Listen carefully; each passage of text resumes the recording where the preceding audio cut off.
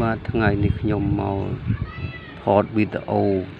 ពីទស្សនវិជ្ជានៅវត្តស្អាងភ្នំនេះជាខ្ញុំថតទៅខាងក្រោមដែលទស្សនវិជ្ជាដែលមានពណ៌បៃតងស្រស់មានដើមឈើស្រែចម្ការនិងផ្ទះដំណាំអីគ្រប់មុខមានសម្រស់ពណ៌ល្អណាស់បងប្អូននេះជានៅលើកំពូលភ្នំស្អាងបងប្អូនស្អាតទេភ្នំស្អាងកំពូលភ្នំស្អាតណាស់មានទិដ្ឋភាពល្អហើយនេះជាគេហៅថាសណ្ដើរយន្តណាបងប្អូន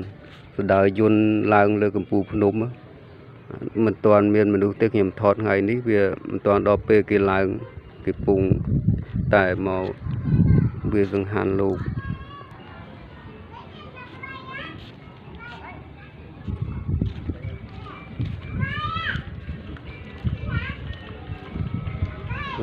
អានណាបងប្អូនអើយ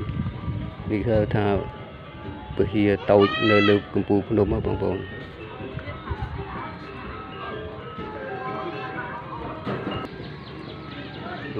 ទេសភាពល្អមើលទៅ